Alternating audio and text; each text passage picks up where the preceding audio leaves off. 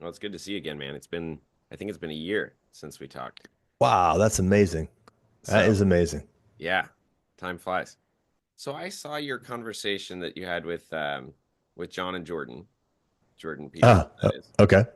And it was actually the first time in a while that I saw something come across YouTube that I was like, okay, I'm stoked to watch this. That whole space has just been a little bit less salient to me Hmm. for the past year.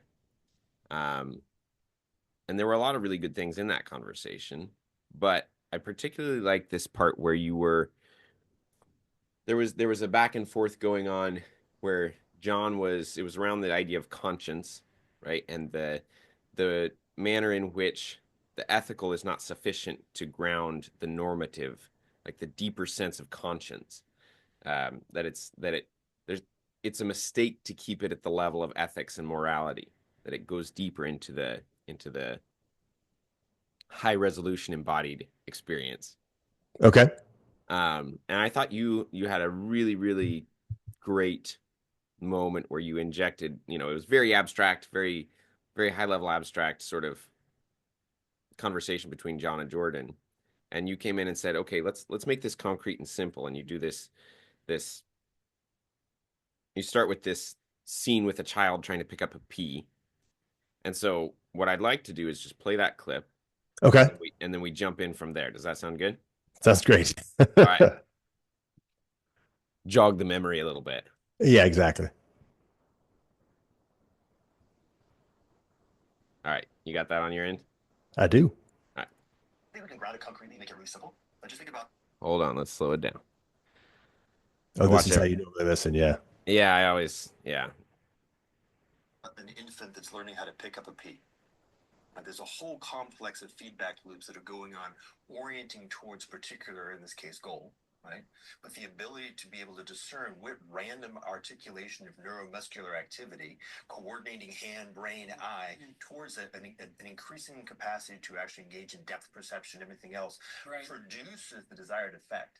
That extremely complex, subtle, and continuous field of feedback loops and constraints that produces the capacity to move through reality to achieve a goal, that's normative, right? Governed by the law of continuity, or the infinitesimal, like all the way continuous, like a continuous wave.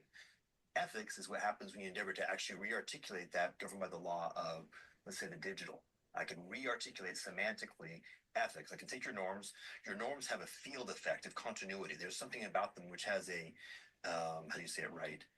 They're irreducible. You cannot actually break them apart. They're always available to respond to the reality that you're in because they are developed in complex relationship with reality.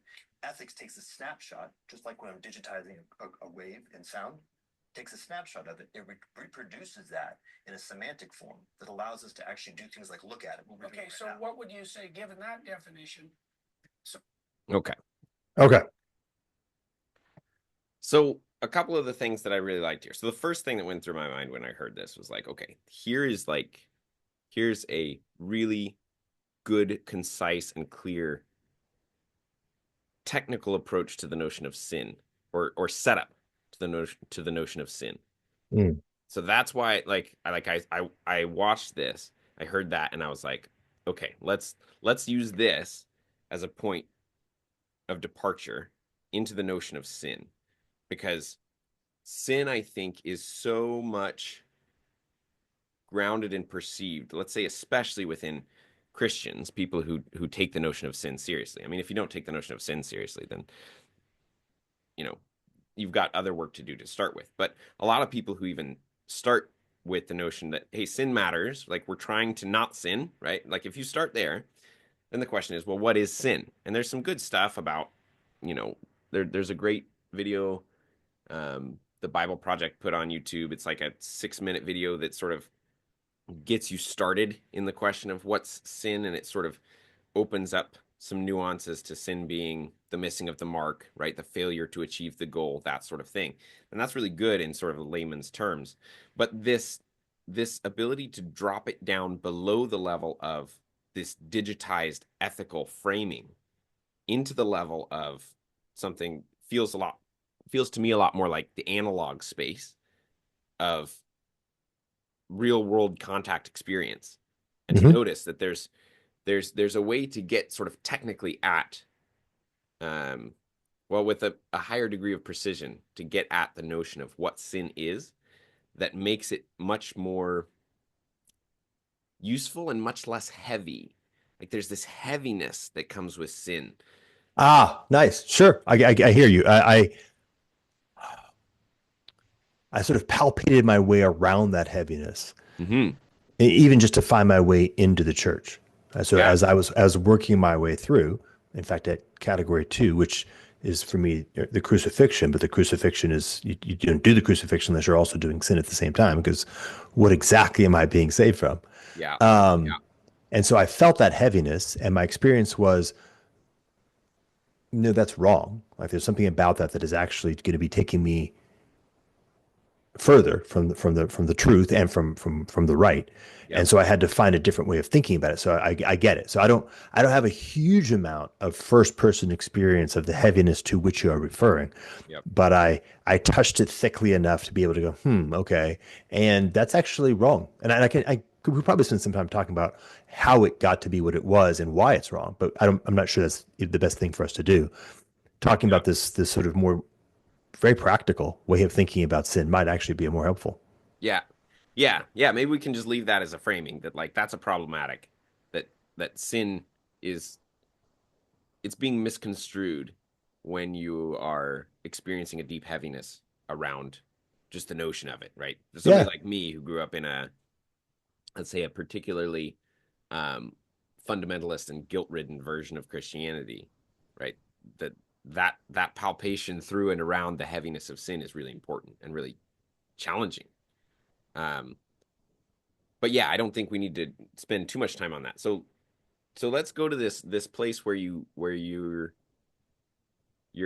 making the distinction between the digital in this sort of ethical pulling out a piece of reality and saying this is what happened here versus the actual embodied experience. Yeah. Um, yeah, and let's bring sin into the picture. Like what when you lay this frame and you describe this to Jordan and John, if you can pull that up again and look towards the notion of sin, where does it take you? Um, it takes you in a relationship to. By the way, I just watched a video about this very bad faith encounter between a Protestant apologist and I think pretty earnest Orthodox. Oh, So did I'm a little sensitive to the linguistic or the semiotic nonsense that has gotten gummed up the work. So something like salvation, mm-hmm. if you'd like something like sanctification, I Yep. don't care, which has to do with coming closer to God, right? Yep. So it takes you a perspective of coming closer to God that looks an awful lot like both learning and healing. And I mean this Mm. in the formal sense, like when a wound heals, Yep. like the actual what's going on there, or when you learn how to do something, like learn how to pick up a pea in the example, Yeah. and recognizing that those are much better frames for the processes of salvation and or sanctification, depending on which worldview you're trapped by, Yep. than maybe other versions that have been out there. Yeah. And you can say, like, Christ is the great teacher. And what he's principally teaching you is how to be in relationship with the Father like he is. Mm-hmm. Mm-hmm. So let me check if I'm hearing you right. So there's a way of this there's a way of thinking about things like salvation and sanctification that feel very much more like a binary, right? You're either saved or you're not, Mm-hmm. right? And that's very different, or you're either healed or you're not, right? There's this sort of this, the way that Jesus will show up in the Gospels and heal someone, and they go from being very sick to whole in a moment. I think there's an expectation. It feels like there's a connection there that people get that sort of expectation when they become saved, right? They have this expectation that they're going to come, with their broken soul, and the healing is going to be the sort of healing that happens to the paralytic. And And it's actually much more like the blind guy. oh yeah, What the hell are those? Those look like trees. Oh, right. This is a two-step process. say more about that. Well, remember, we also have the story where Christ comes to the pool and he puts the mud on the blind man's eyes and then he washes it off and the blind man can see, but he can't understand what he's seeing. Right? He looks around. He's like, "What are these people? They look like trees," which is a pretty Right. funny thing to say if you've never seen trees. But in any event, Yeah. and Christ goes, "Yeah, I got you. Here, check it out." Oh, okay. Which is to me symbolically saying, yeah, the process is a process. And you can imagine, for example, the paralytic, he can walk. Okay. Can he play soccer? Can he dance? Yeah. Can he be a good parent? Right? There's a lot more going on. Life, Yeah. you are very large. I've healed one very specific aspect of your life. I'll say for me, like I actually had the experience of having one piece of me perfectly and completely just, wow, that was weirdly miraculously gone, but Oh not yeah. all of it. Right. And in fact, more and more over time, as I've kind of spent time in this walk, I find that there's more that God actually says, okay, now you're going to take care of 80% of this Yeah. Yeah. because you've grown. Actually, oddly enough, this is a weird thing, but it comes to my mind. It was this is a double loop. So one is like my increasing degree of awareness of how to properly relate to the teachings of Scripture. Okay. And then the second is the actual lesson in this case. Right. So I was reading about Moses in Yeah. the Exodus, where he hits the rock with the stick, Yeah. right? And where he gets booted from the promised land.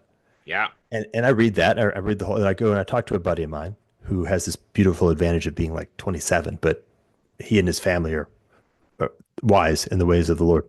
Nice. And I go, well, so he and I are talking. I go, Jesse, here's the thing. I don't get it. Like this feels wrong to me. Like it feels really, really weirdly wrong, like massively asymmetric. Yeah. Moses hits the rock with the stick, makes water for the people, which is what he was praying for. The water comes.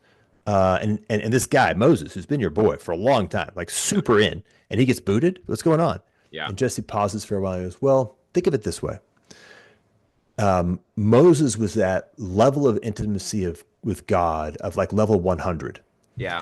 And the Yeah. way the rules work is the higher your level of intimacy, the higher standard to which you are held. Yeah. And so what it looks to you like a minor error, to both Moses and God, it's in fact an obviously giant chasm. And so Yeah. the consequence, Moses was not surprised by the consequence. Yeah. And this is pretty easy, right? You just do the same mapping of if my 6-year-old daughter somehow got into my car and tried to drive it, Yeah. she's going to crash into something. Like the likelihood of that happening is 100%. And nobody's going to be the least bit like, yeah, okay, well, the bad part was that you were driving a car, but the rest makes all complete sense. If I get in the car and I crash into the garage, everybody's like, what did you do? Yeah. Or back into a tree. The point being that because I've reached a much higher level of competence, I therefore have an intrinsically higher level of assumed responsibility, Yeah. which therefore means a smaller amount of error is a larger amount of irresponsibility. Okay, fair enough. So this all dropped for me. But the point being that notice that this all begins to look like what learning looks like. Yeah. You have these spirals of liminality or experimentation. You're the child with the P. Yeah. They're entering into a novel domain and they're making errors all over the place, lots of mistakes. And for a moment, by the way, I'm going to bring sin back in. Yeah. I think I could do it in 2-step process, which would be kind of fun. But after a while, they actually learn how to do it. Yeah. They've developed competence, and then that now becomes a new foundational capacity Yeah. where they can begin learning the next thing. Let's say the next thing is learning how to hold a spoon, which is kind of the same and kind of different because you got these dimensional issues, right? And that's it. Like it just keeps going. And now the whole of life is a variant on that. Yeah. Just that same basic thing of you are where you are in a certain degree and you move forward. All right. So let me do sin. So this is a little bit complex. Oh no. I'll work from from the top down. Ultimately, we are called to be the body of Christ. Mm-hmm. Ultimately, we are called to be the things that grab the peas. Mm-hmm. Mm-hmm. Right? That's what we are called to become. We are called to become an actual body, which means we are called to become integrated in a fashion that is actually completely the same and maybe even more radically so than I'm articulating right now, as the process whereby molecules are integrated into the body of my child, and muscles and neurons are integrated into the embodiment of that same child, et cetera. Right. So Yep. the fractal self similarity all the way down. Yep. And okay, so here's a weird metaphor that has worked for me in the past. Um, Imagine that you have headphones on and you're using some kind of radio Hmm. to to do a task that you're not particularly familiar with, but somebody who's a master is communicating with you.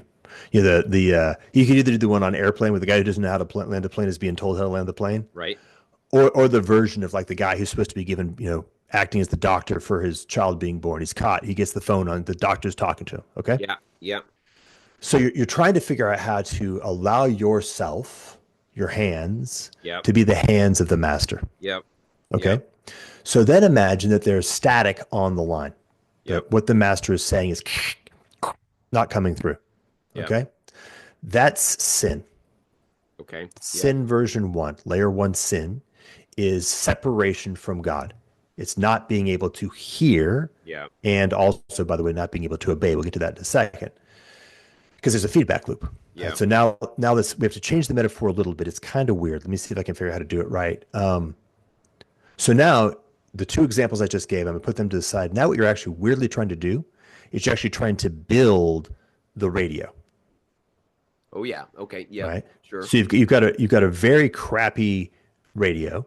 Yep. You know, you've got a tin can with a string, Yep. and you're like, okay, what do I do? And he says, okay, the next step is I'm going to teach you how to build a slightly better radio. Yeah. Yeah. Okay. So you're now working on the radio, trying to figure out how to do it. And then when you get the new radio, it turns on, you get a slightly sharper signal. He's like, okay, great. Now I can actually give you instructions on how to build an even better radio. Right. Right. And you're looking to build like the remember that movie Stargate where at the end she like actually teleports to a new place? Oh yeah. Like you're looking how to build the Stargate, and there's these series of stages. Now, so Yeah. sin one is what was that? I can't hear you. Sin two, I couldn't hear you, and so I actually built the radio wrong. Yeah. Yeah. So now what's happening is by virtue of my sin, I'm injecting into my life, into my reality, errors Yeah. that are the errors themselves are now embodiments of sin, Yeah. which take me further from God. They get in the way even more. And because they're built into the embodiment, it's very difficult for me to figure out how to deal with them. Yep. And so now I'm trying to live life, and I've got these errors weirdly built in.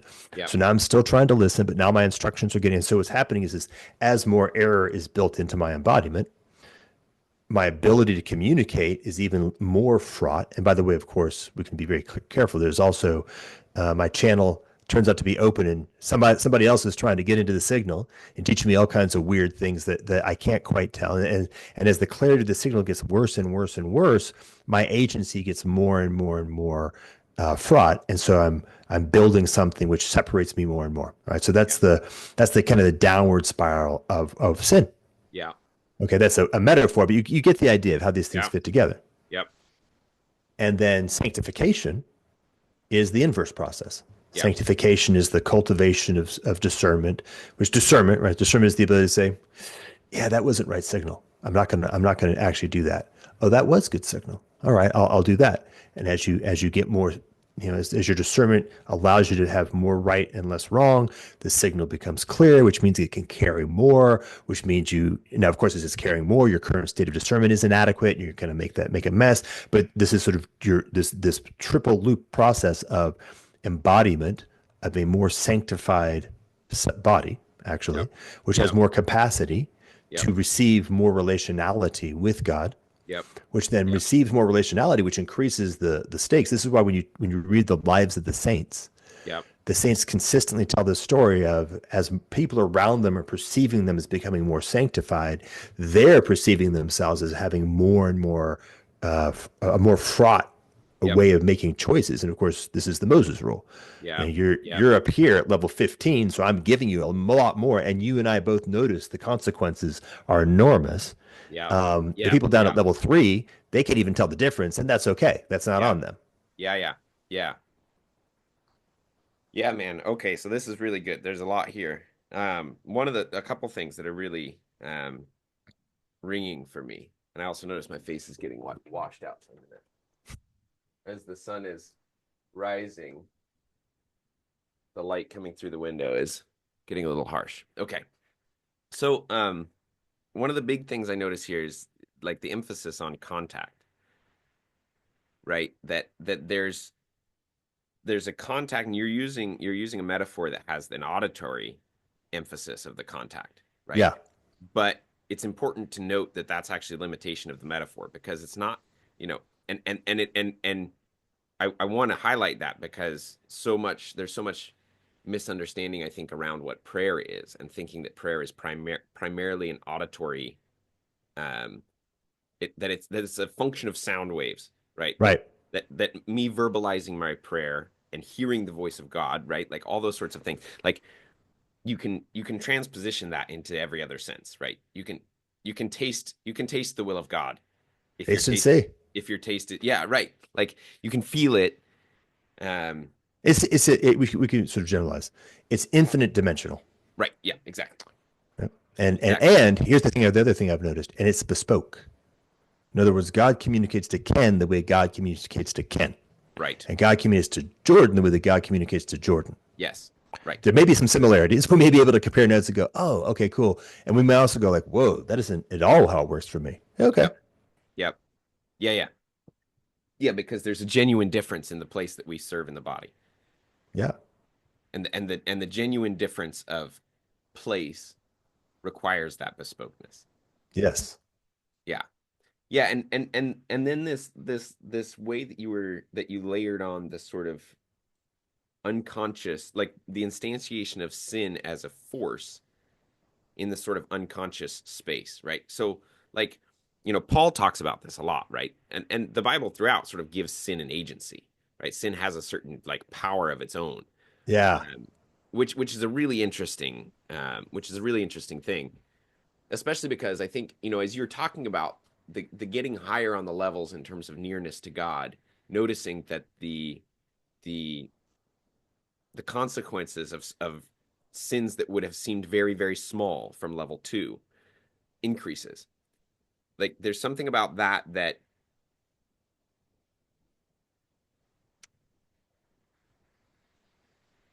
oh man, what is it? It's like I think it gets towards the fact that you can recognize the depth to which very small things implicate everything else in your life and in reality, right? Like Hmm. when Moses hits the rock with the stick, you know, everybody who is only understanding that moment is like, well, the people are thirsty, they needed water, they got water. It worked. Like he prayed to God. Like he didn't do it exactly like God said, but like, eh. But if you have the capacity to onboard all the layers of, especially like, the first place my mind goes is the sort of Pageauian symbolism with Yeah. the staff hitting the rock and the water coming out versus words causing water to come out. Like there's a very big difference there. There's a Yep. huge difference there. And one fits into the pattern and the other doesn't. And like if you understand the place that Moses is holding, I mean, Moses created like, there's a significant of who knows how significant of a degree of the entire world that we live in now that is running on Moses in a sense, right? Yeah. The eternal contribution of Moses is the foundation upon which many of us stand, right? And that moment, I mean, it demonstrated something powerful to us, right? So it's all used for the good ultimately, but um, it also limited the capacity of who Moses could have fully become, let's say. Yeah. Yeah. Exactly. I mean, and you say it's by virtue of the coupling with I'm not going to the promised land, Yeah. that it creates a different kind of lesson. I mean, here's one sort of timeline where it produces one kind of lesson of Moses, crossing the Jordan to be. Oh, okay, that's not how it worked. Here's another kind of lesson, of course, and this is in for the good, and maybe even perhaps for the greater good. That's the theological question that I'm not going to concern myself with at all. Um, but yeah, yeah, exactly. I think this is all quite right. And notice then. um, Funny, I'll do it. So I never learned how to be a good golfer. Actually, I never learned how to be a good kind of anything, to be honest. And part of that is because I carried failure too heavy. Yeah. Yeah. And so if you carry sin too heavy, what you're doing is you're actually putting your own judgment Yeah. on it. That's very important. You're not putting God's judgment on it, Yeah. who's the only one that matters in this question. Right? When the question comes to sin, it's God's judgment. Your judgment is actually doubling down on the sin. It's making the sin worse because now you're putting yourself in the position of having the right and authority to pass judgment at all. Yeah. And so if we think about it in the context of learning and becoming like unto a child. Oh, go ahead. One quick caveat here. Does that harmonize with Paul's, you know, through the law I knew sin, but then the law became the power of sin?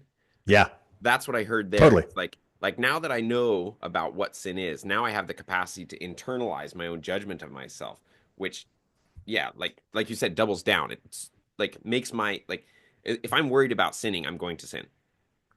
And the most fundamental thing is going to do is you become self-righteous.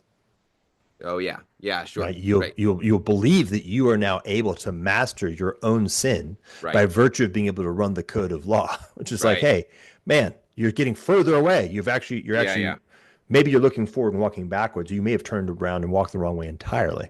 Yeah, yeah, yeah. Yeah. Um, Yep, yep. Nice. but if we look at the general metaphor, which is called common grace, common Yeah. revelation, the general metaphor of just learning, everybody who studies this knows that the right thing to do is always you make a mistake, you don't dwell on the mistake. Yeah. You can't let the mistake be heavy. Yeah. This mistake is merely part of the process of learning how not to make that mistake. So you might attend to it. Yeah. You might notice, okay, what can I do to get better? But you don't sort of put more weight on it. Yeah. That's perfectly, and then you're carrying something which is distracting you. Like it's perfectly upside down. And this is like being a child. When you see a child learning how to walk, the child falls.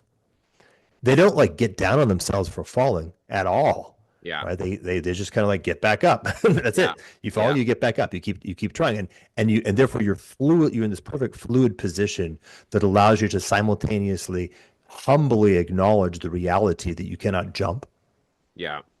and also notice the reality that by the process of being guided, by the way, fully guided by the Spirit or by God, in this case, the whole Trinity, you are capable of moving more and more towards that.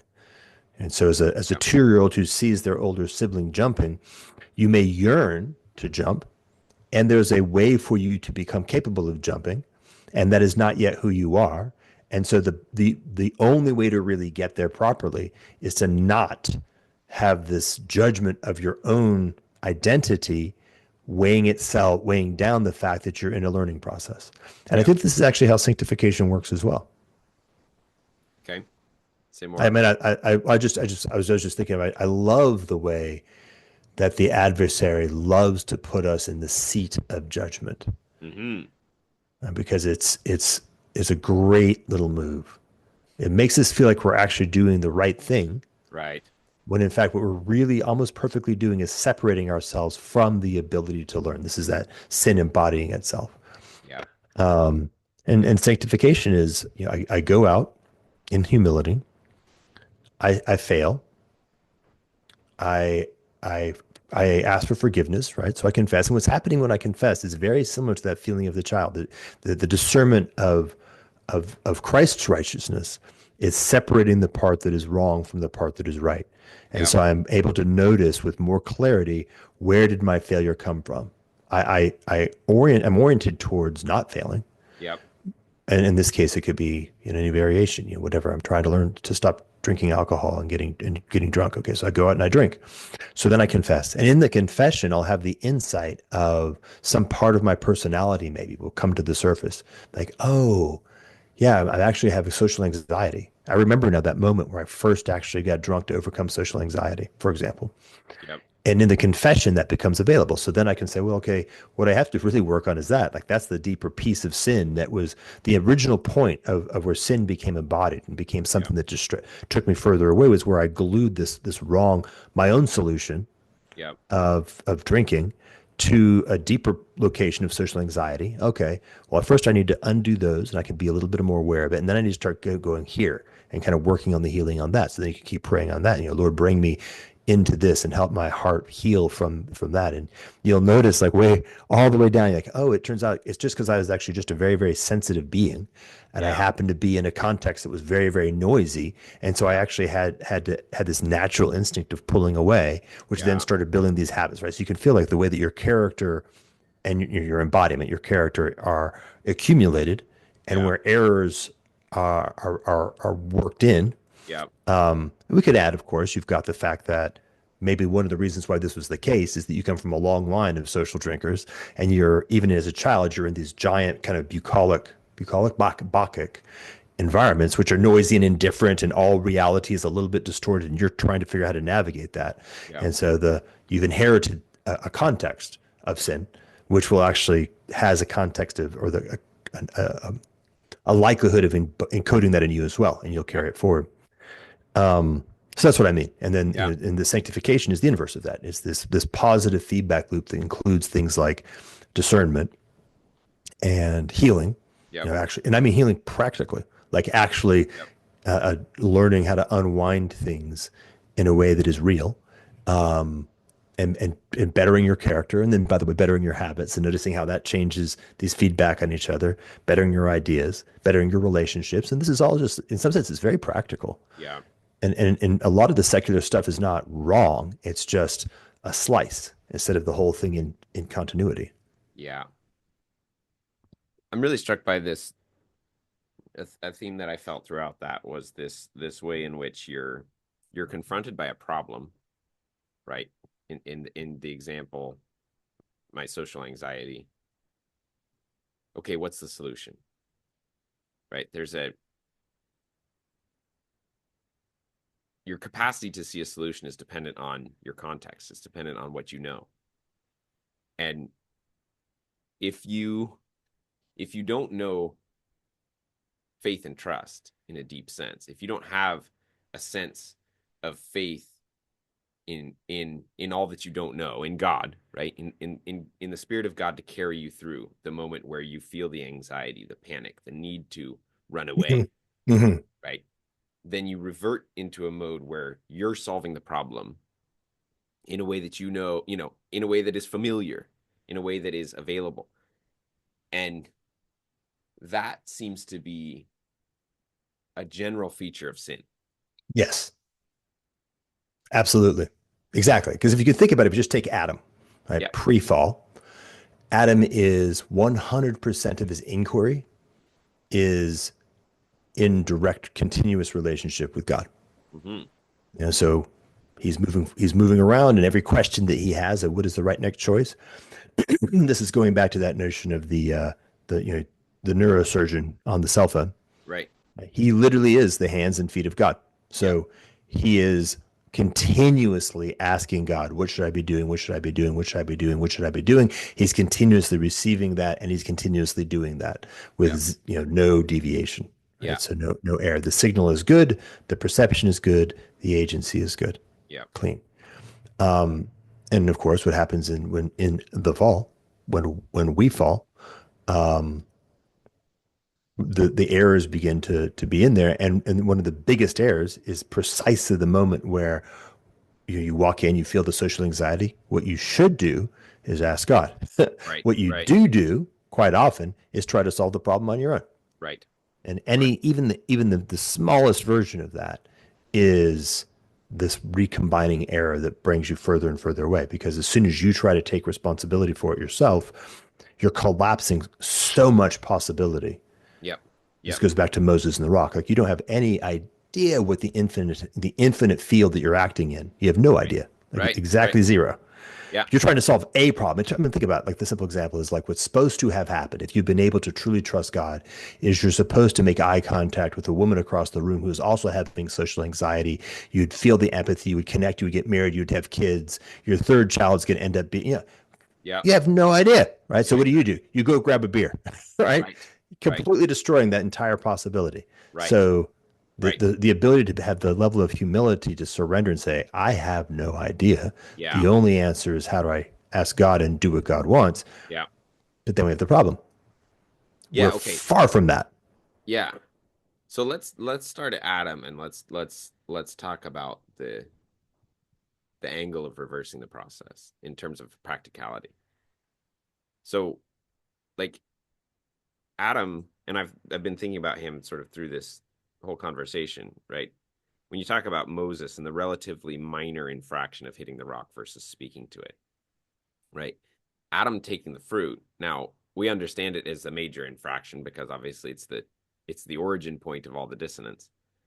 But like compared to a lot of sins that most people are happily committing on a daily basis, like just eating an apple that God said don't eat, or a fruit, right? Eating a fruit from a sort of from a practical standpoint, eating a fruit from a tree that says, "Hey, don't eat the fruit of that tree," doesn't seem like a big deal, right?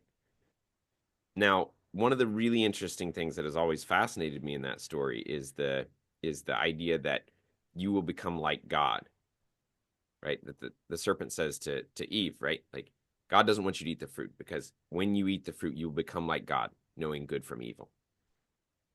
Right? So there's the judge taking upon oneself the judge function to say this is the good thing and this is not the good thing, right? I'm in a problem situation. I know what the good thing to do is to fix this problem, right? And then also judging myself, right? Having the capacity to say no, that's bad, right? Judging myself, hyperlooping the sin down upon the sin, right? Doubling down on the sin such that I instantiate into my embodiment my sinningness, right? Mm-hmm. So there's a way that right, when you talk about the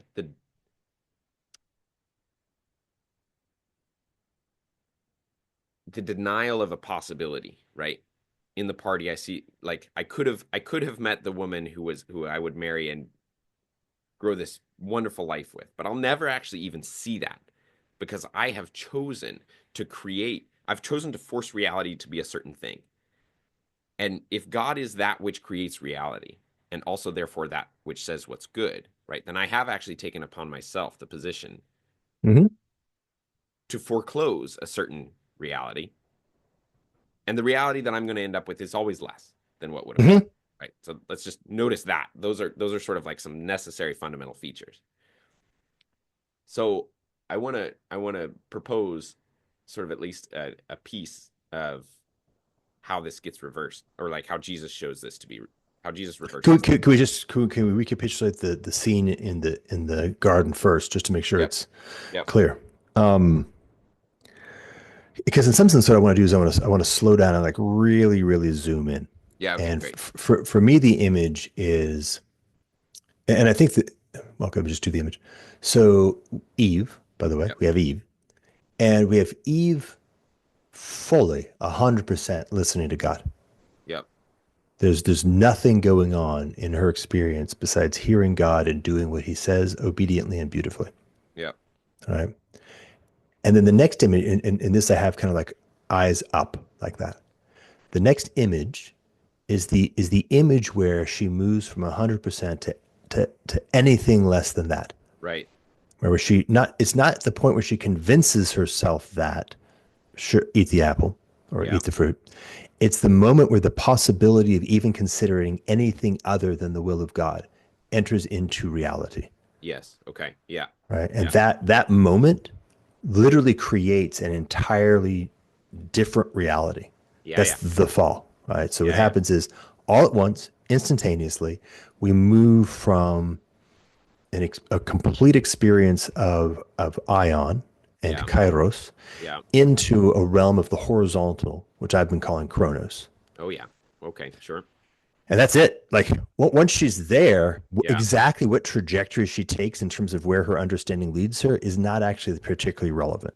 Maybe it happens a certain way, but the point is, once you've dropped into this place, once you've dropped down from being 100% in continuous fluid relationship with the mind and the will of God Yeah. to anything less than that, Yeah. you're now on a downward spiral trajectory of being more and more reliant on your horizontal capacity. So her eyes go from here Yeah. to here.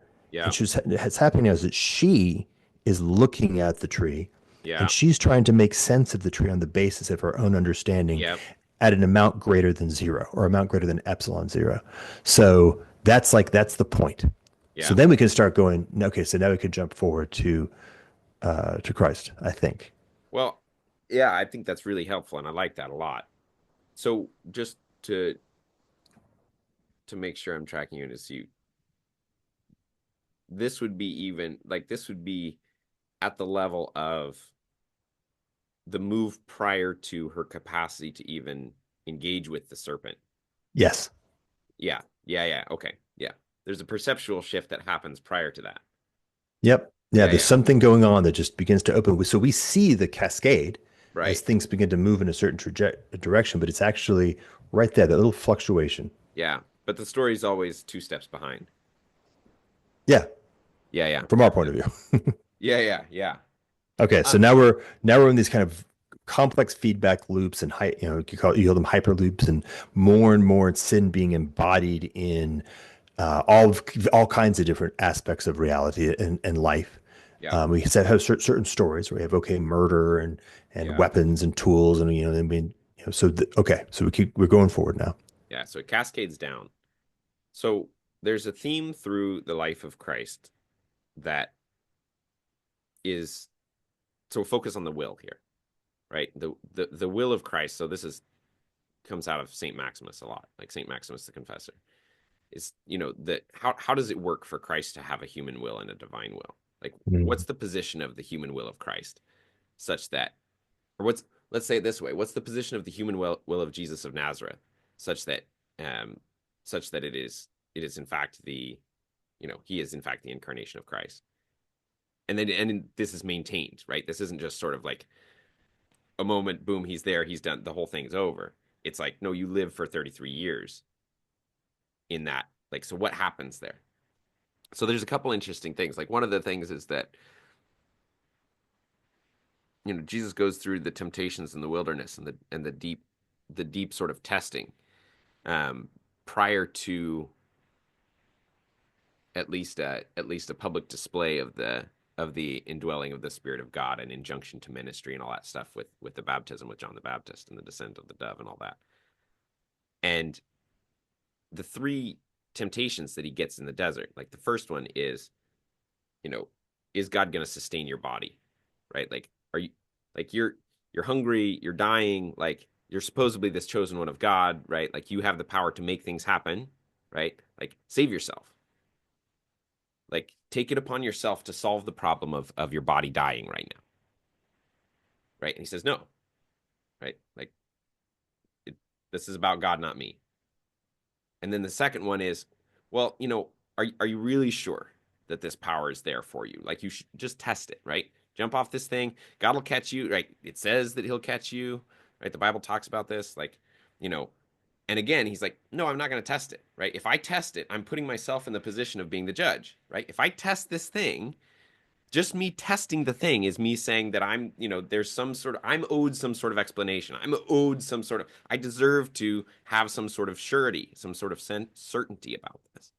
And then the third one is this moment where, the power to make the world in the way that you think it should be is offered, right? Hmm. Hmm. Here's all the kingdoms of the world. I'll give you all the power. You make the world what you want it to be, right? And this one has always just gripped me deeply because there's this like I've had my problems with my own salvation complex, right? So this is always a really helpful one for me to return to. It's like, no, you actually don't know what's good, Hmm.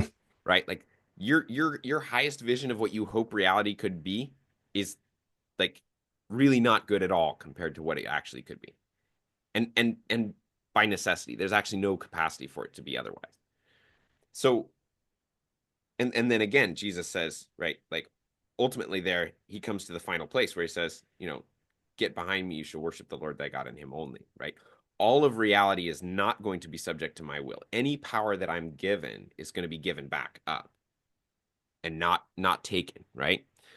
So then this gets, he this is the so I pray the Lord's Prayer a lot and I meditate about on it a lot. And as far as I'm concerned, it's something like the practice of proper orientation, right? It's a practice of moving yourself into a proper orientation such that you can come into the place where your will is in proper orientation to the divine will. And the Hmm. and the key piece in that way of seeing it is that thy kingdom come, thy will be done. Right? And like that movement is to always get oneself in that position. And then that's sort of, ultimately actualized by Christ in the crucifixion, but it's articulated in the prayer in the garden where he says, if it's possible, let this cup pass from me. Like very clearly, everything in Jesus does not want to go through the crucifixion, right? He's sweating drops of blood, right? There's no more powerful way to put the anxiety and horror of facing something.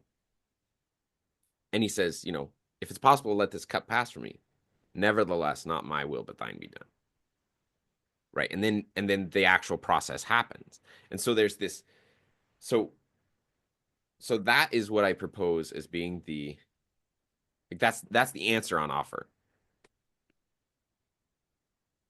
That's the movement on offer from Jesus of how you in every moment that you find yourself, in a loop of sin, right? It's one thing if you just have a sin that is available as a corrective, right? Like because the child when they're picking up the pea, they're constantly sinning, right? But all those sins are going to be correctives. They're going to recognize it and move better next time. Like Yeah. that I don't think is a big deal. That's probably not really that, like, don't worry too much about that, right? But where you start to worry is when you're in the place where you're doubling down, you're judging yourself, all those sorts of things. Yep. Yeah. Yeah. Completely. And you notice like the throne of sin is exactly the one where you by at any moment you put yourself on that throne. And so, Christ is very clearly saying, I have a will. Yeah, I'm going to articulate my will to you. And the most important thing I'm going to do, the thing that matters the most in everything, is I'm going to always know your will. right. And so he's reversing the Adam or the Eve Adam fall. It's happening at Gethsemane first and foremost. And because this is actually something I wanted to say to Jordan, but I didn't have it put together properly, which is, you can talk about the notion of conscious voluntary self-sacrifice. Yeah, And you can say, okay, that's a good idea. I'm going to do that. So I'm going to sacrifice my blood. I'll give my blood as for transfusions. yeah, yeah, I will sacrifice my time. Like I'll give my time. I will sacrifice my status. Right? I'll sacrifice my pride. I'll sacrifice. You know what? Maybe I'll even sacrifice my life. I'll put myself in, and I end up dying. But the one thing in this entire story that you didn't sacrifice.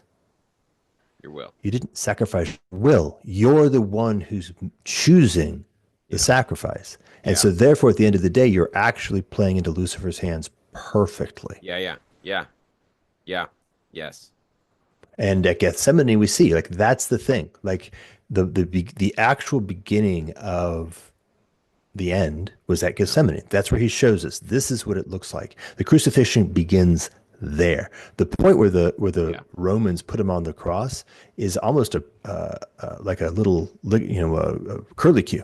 yeah, And the point is actually the relationship where he reverses the Adamic fall and yeah, subordinates his will to God's will, to the Father's will. And then now things begin to move. yeah, Now we begin to get caught up in this whirlwind, which is a yeah, very powerful whirlwind, right? Which I guess we're yeah, not too far from. We're within a week of that whirlwind. And you could feel like this beautiful feeling of like the movement of all of the elements of that cascade, all these cascades of sin that have accumulated over the thousands of years yeah, of from fall, beginning the process of being brought back together. yeah, yeah, And of course, you have the same thing with Peter, yeah. right? You have the triple on both sides of Peter, just helping us understand where we sit in this story. Mhm. And we sit in the story where we are still ultimately going to be continuously falling away. Yeah, And we are now, however, and remember when Peter leaves after denying him 3 times, from that point he is done. Right? He is actually fallen away as an individual human. His capacity to be anything other than saying, oh, I guess I'll just go back to being a fisherman, man. I know what's up, yeah, right? Yeah.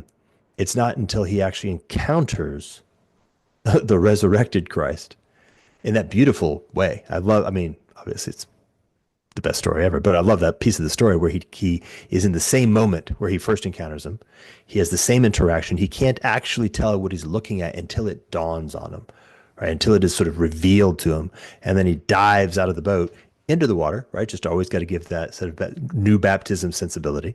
He dives back into the water and comes out the other side. And it's only by means of that that he's able to get there. So this is the recognition that, let me see if I can figure out how to say this right. The whole, how do we say it right? It is the movement from Adam, who simultaneously is Adam, Mm-hmm. right, mankind, Mm-hmm.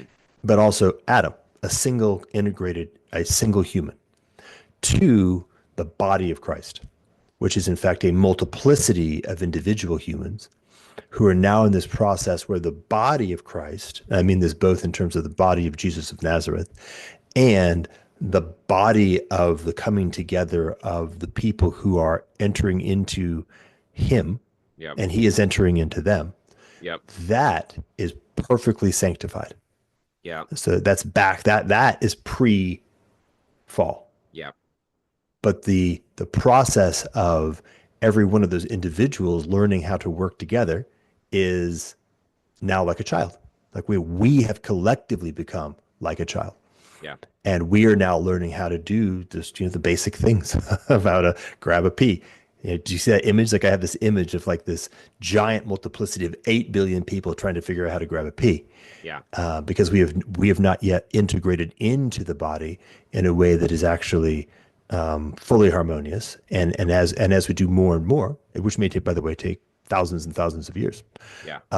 Yeah. we will individually participate in the fully restored communion of the body of Christ with the Father. Yeah. But until then, we will individually notice that we're on a continuous journey of these fractal layers of the undoing of embodied sin. Yeah. Yeah. Quick check on time here. What's your time frame? I have no idea. Let's see. So we started at a 10. Yep. So I got 30 minutes. Okay, great. Yeah, so there's this there's this interesting element where it's this individual process, right? That old dichotomy between the salvation being about the individual or salvation being about the collective. And recognizing that it's actually both, right? That I'm going to say, by the way, it's neither, but this is going to be a fun great thing. Great. Yeah, yes. I think it's probably a paradox. So saying it's both and neither, I'm curious. Let's see where this goes. So the distinction that was made to me, I was in a group, or some members of my church are doing a kind of a program together. And one of my friends, Joshua, he made this beautiful distinction. He said, one of the great lies is the lie that we are individuals. Right. Yeah. We're not individuals. We're persons. Yeah. And what's beautiful is that when you think about individual and collective, yeah, then you have the paradox, or in fact, you actually have the contradiction. Right. And so you might think, are we sanctified as individuals? Or we think sanctified as a collective? It's neither, because the dichotomy of individual collective is already the problem. We're sanctified as persons because persons are intrinsically both. Right. Yes. Relationality is at the actual center, right? A person is a Trinitarian image, the image of God, right? God, persons. And so that resolves the contradiction, but the contradiction was imported because of the framework. Right. Persons. We are sanctified as persons. Yeah, that's right. Because even the notion of being an individual is like just in the word to be a thing that cannot be divided. I mean, I've not yet found any part of myself that is that at all is that. Nope, that's not even a real thing in reality. Yeah. It's like the digital. When we take a snapshot of reality and we think about it, right? We think about it. One of the things that happens is that our mind imposes the notion of individual, because that's the analytic necessity. In Yeah, order to yeah. do analysis, you have to be able to break things apart, and you can then imagine, you can reify this idea of, oh, individual, Right. which is a second order thing. Right? It was invented as a concept. Um, but if we don't do that, if we just are not in our heads, not third person looking at reality, but are just in reality, we notice what you're just describing. There's no Yeah. such thing. It's not even plausible. It's not even plausible. Yeah. And this is why loving God and loving each other is two sides of the same coin.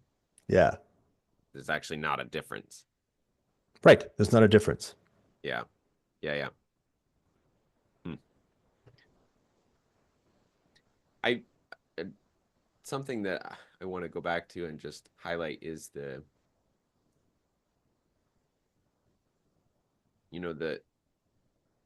tendency of really genuine, well-meaning people who are attempting to follow Christ. There's a strong tendency, as far as I can tell, to succumb to the third temptation. Mm-hmm. And it's a really, really terrible thing, because what ends up happening is people become so deeply convinced that they are accomplishing the will of God through their own magnificent and massive sacrifice, that they get completely subsumed into the loop of their own sin, because they've surrendered everything except their will. Yeah.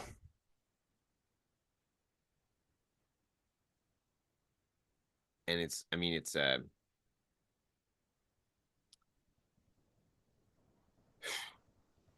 I have quite a significant aspect of this in my personal life, so it's like there's energy here with for me. So um but it's I don't know if it's possible, like I'm struggling for words. I don't know if it's possible to overstate the negative pathos of that. Yeah, I think it's fair. I don't think it's possible to overstate. I don't think it's even possible to state it. Right. Like it is extraordinary. Um,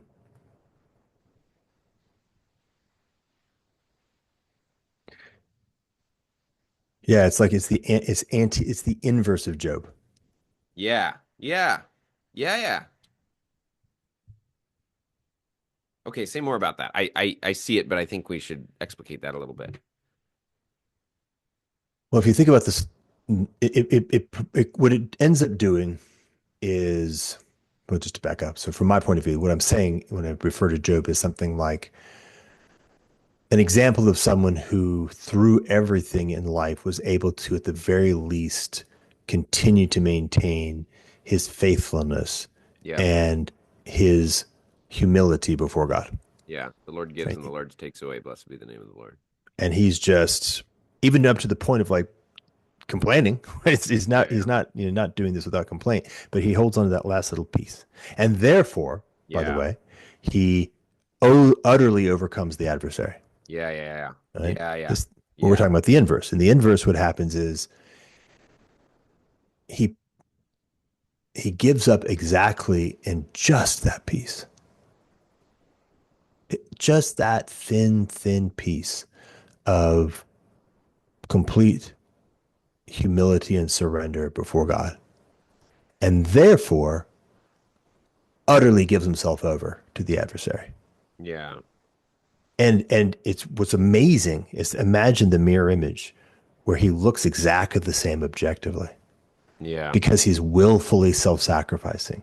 Yeah. He's, all of his children are dead, all of his animals are gone, his wife's gone, he's covered in boils, but because it has been done by his will, Yeah. he actually feels incredibly righteous. He Oh, feels he feels as righteous as Lucifer feels, yeah. and he has given himself utterly to the adversary. It's the same, objective. It looks like the same dude, and it is complete mirror images of each other. Oh man, that's such a powerful image. Yeah. Yeah, and the story looks the same except for the position of the will. Yeah. And then all these things that are happening in the very subtle interior of how that begins to show. And that feeling of, because it's wild, him over here would be complaining. Yeah. Him over here might actually not be complaining. Right, right, right, right, right. Right. It's Because a there's not wild thing. genuine confusion. Like like Job, as far as I understand Job, right? Like he's not complaining from the space of like justification. He's Right. complaining from the space of genuine confusion. He's like, no, like I really have done the best I can, right? I really don't think that I Yeah. deserve this. He's like going back and look at the books. It's like, man, I followed the rules, dude. Yeah, Like yeah, yeah. I did what I was told really well, and it seemed like things were going great. Like I'm really confused as to how things got turned upside down. I don't remember. Like, did I strike the rock? I don't. What's up? Yeah. Yeah. Now that's an interesting marker of that sort of because it's a martyrdom. There's a martyrdom complex with it. Oh, totally.